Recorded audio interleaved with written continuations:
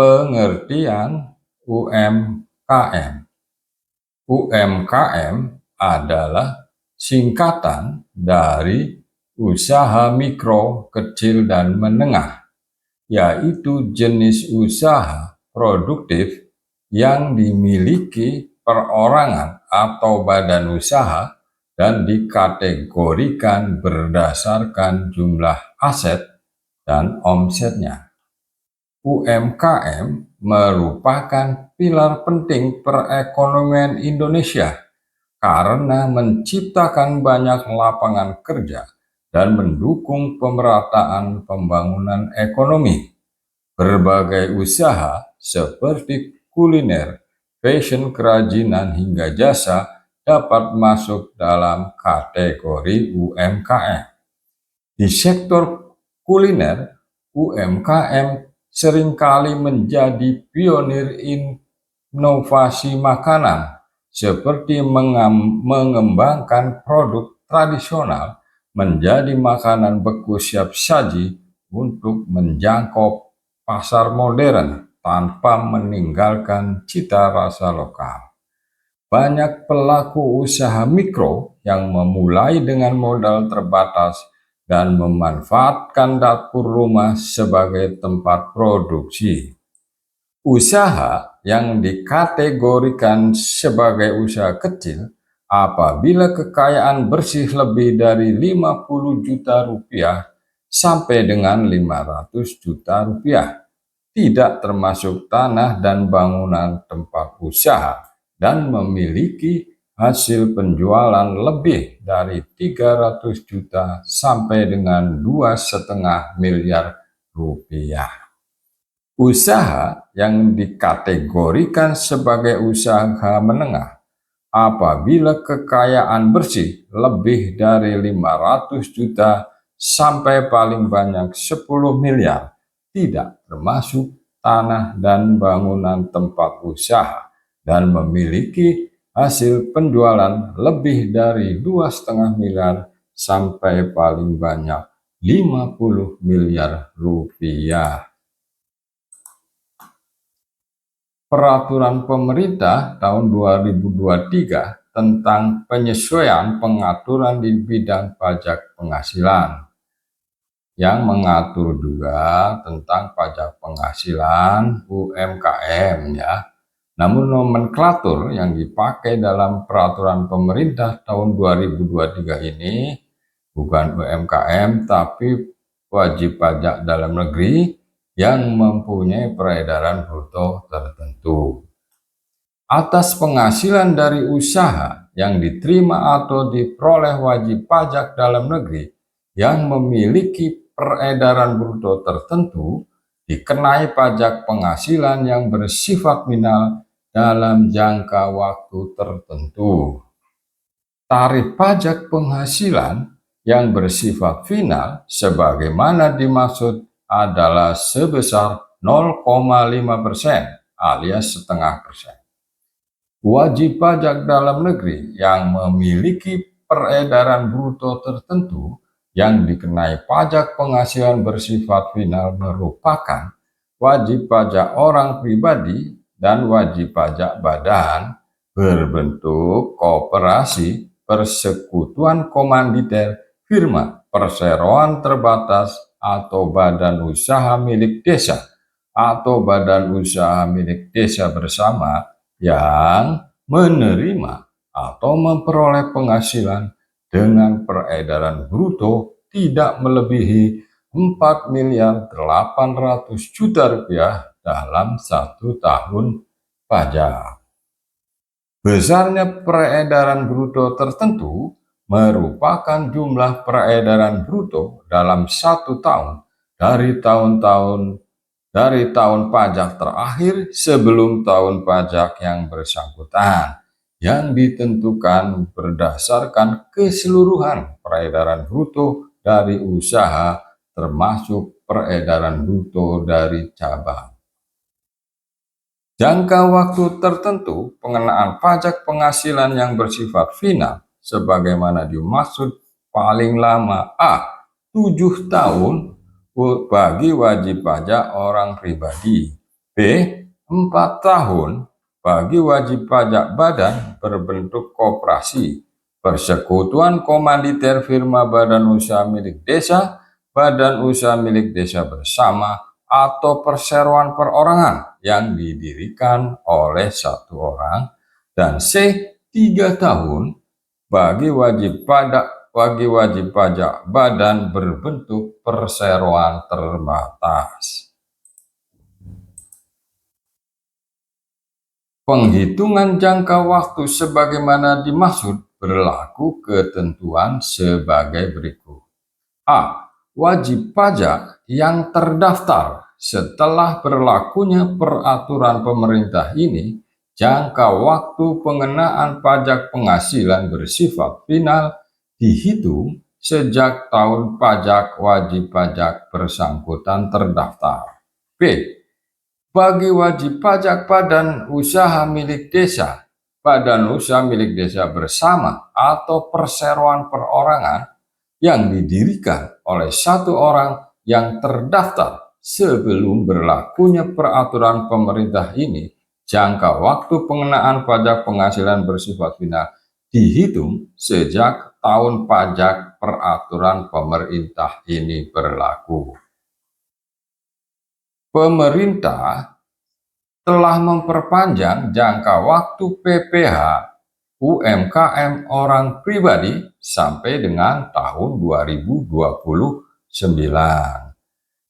Wajib pajak orang pribadi dengan omset kurang dari 4,8 miliar rupiah dapat menggunakan fasilitas PPh Vina dengan tarif 0,5% dengan tidak diperpanjang setahun-setahun, tetapi diberikan kepastian hukum sampai dengan tahun 2029. Wajib pajak orang pribadi yang memiliki peredaran bruto tertentu atas bagian peredaran bruto dari usaha sampai dengan 500 juta rupiah dalam 1 tahun pajak tidak dikenai pajak penghasilan. Bagian peredaran bruto dari usaha tidak dikenai pajak penghasilan sebagaimana dimaksud merupakan jumlah peredaran bruto dari usaha yang dihitung secara kumulatif sejak masa pajak pertama dalam suatu tahun pajak atau bagian tahun pajak. Pajak penghasilan terutang dilunasi dengan cara A. Disetor sendiri oleh wajib pajak yang memiliki peredaran bruto tertentu, dan B. dipotong atau dipungut oleh pemotong atau pemungut pajak penghasilan dalam hal wajib pajak yang bersangkutan melakukan transaksi dengan pihak yang ditunjuk sebagai pemotong atau pemungut pajak. Penyetoran sendiri pajak penghasilan terutang wajib dilakukan setiap bulan. Pemotongan atau pemungutan pajak penghasilan terutang wajib dilakukan oleh pemotong atau pemungut pajak penghasilan untuk setiap transaksi. Dalam hal wajib pajak yang dikenai pajak penghasilan bersifat final bertransaksi dengan pemotong atau pemungut pajak, wajib pajak harus mengajukan permohonan surat keterangan kepada Direktur Jenderal Pajak. Contoh, Tuan R merupakan wajib pajak orang pribadi yang baru terdaftar pada bulan Januari 2023, memiliki usaha toko elektronik yang berada di Indonesia dan toko pakaian di luar negeri. Pada tahun pajak 2023, peredaran bruto atas penghasilan usaha toko elektronik di Indonesia sebesar 1 miliar rupiah. Sedangkan peredaran bruto atas penghasilan usaha pakaian di luar negeri sebesar 4 miliar rupiah. Sesuai ketentuan pasal 3 ayat 3 huruf B dan pasal 4 ayat 1 peraturan menteri ini, atas penghasilan wajib pajak luar negeri tidak diperhitungkan untuk menentukan peredaran bruto atas penghasilan usaha 4,8 miliar rupiah yang menjadi kriteria untuk dapat dikenai pajak penghasilan yang bersifat final sesuai peraturan Menteri ini. Mengingat peredaran bruto dari penghasilan usaha wajib pajak di Indonesia tidak melebihi 4,8 miliar, maka untuk tahun pajak 2024, Tuan R memenuhi ketentuan untuk dapat dikenai pajak penghasilan yang bersifat final bagi wajib pajak yang memiliki peredaran bruto tertentu sesuai peraturan Menteri Keuangan ini. Selama tahun 2024, Tuan R tidak melakukan transaksi dengan pemotong atau pemungut pajak penghasilan.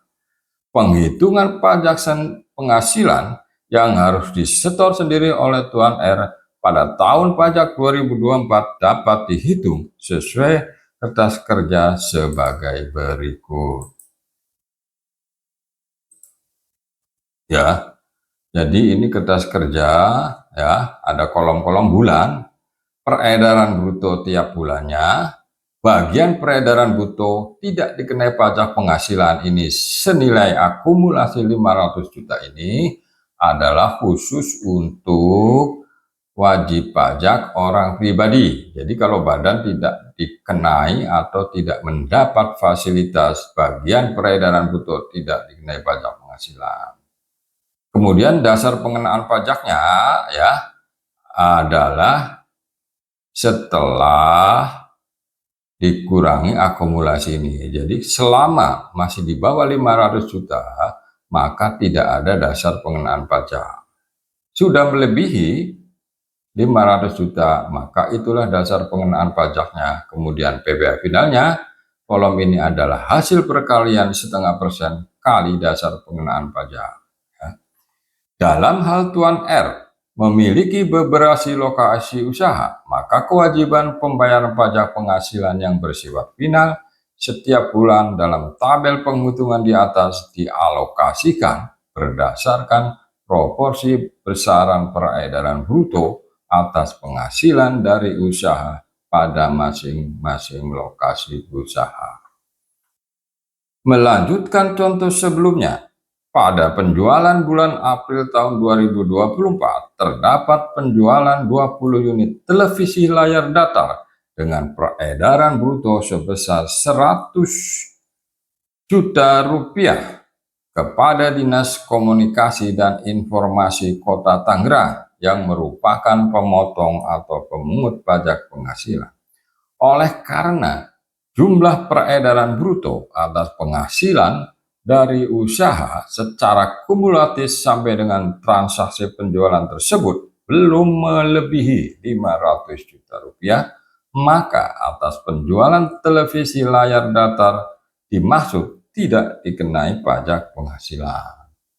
Tuan R harus menyampaikan surat pernyataan sebagai pengganti surat keterangan kepada Dinas Komunikasi dan Informasi Kota Tangerang yang menyatakan bahwa peredaran bruto atas penghasilan dari usaha wajib pajak pada saat dilakukan pemotongan atau pemungutan pajak penghasilan tidak melebihi 500 juta rupiah. Dinas Komunikasi dan Informasi Kota Tangerang menerbitkan bukti pemotongan atau pemungutan pajak penghasilan dengan nilai pajak penghasilan nihil. Nah, berikut cara mekanisme pelaporan dalam SPT PPh orang pribadi ya. Jadi cara melaporkan di dalam SPT PPh orang pribadi. Kalau yang sebelumnya adalah cara menghitung. Nah, terus harus dilaporkan di SPT orang pribadi ya. Langkah pertamanya itu ya dalam SPT itu menjawab pertanyaan induk SPT PPhP. Ada pada bagian B, ikhtisar penghasilan neto sebagai berikut ya. Ini ada pertanyaan yang terkait di sini ya. Nomor 2, apakah Anda termasuk wajib pajak orang pribadi yang memiliki peredaran bruto tertentu atau orang pribadi pengusaha tertentu OPPT ya. Jadi sebenarnya ada dua pertanyaan. Cuman yang menyangkut kondisi wajib pajak yang dijelaskan adalah yang pertanyaan nomor 2 ya. Dicontreng dijawab ya karena sesuai dengan keadaan. Ya, saya termasuk wajib pajak orang pribadi yang memiliki peredaran bruto tertentu yang dikenai pajak bersifat final ya. Kita mengakui ini wajib pajak. Maka kemudian mengisi lampiran 3B bagian A pada SPT PPHOP. Lalu ke pertanyaan selanjutnya ya, seperti biasa ya.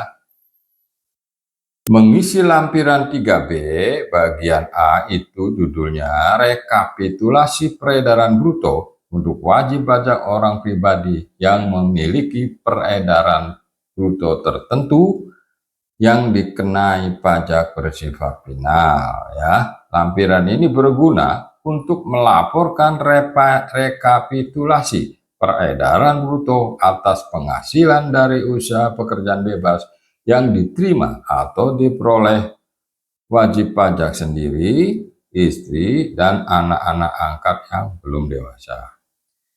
Pada lampiran tersebut, pada baris A ada atribut pajak atau akun pajak, jumlah peredaran bruto nanti diisi dengan jumlah peredaran bruto seluruh tempat kegiatan usaha pada masa pajak yang bersangkutan. Baris B, akumulasi peredaran bruto diisi dengan akumulasi peredaran bruto dari masa pajak Januari atau masa pajak pertama sampai dengan masa pajak yang bersangkutan dan seterusnya.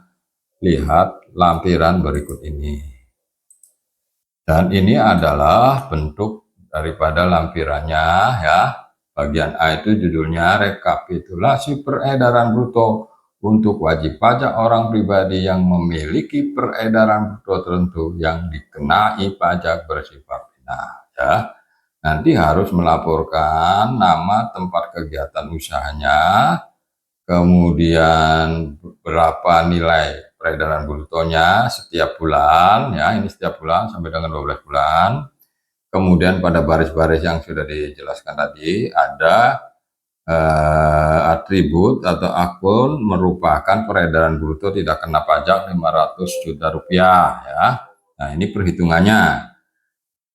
Peredaran bruto dikenai pajak ya. Kemudian dikalikan tarifnya, maka menghasilkan jumlah PWH final yang di store sendiri berapa, kemudian yang dipotong pihak lain. Nah, nanti ada perhitungan besaran PPH pajak final yang terutang. Nah, setelah itu nanti akan besarannya terlaporkan di SPT PPHOP tersebut ya.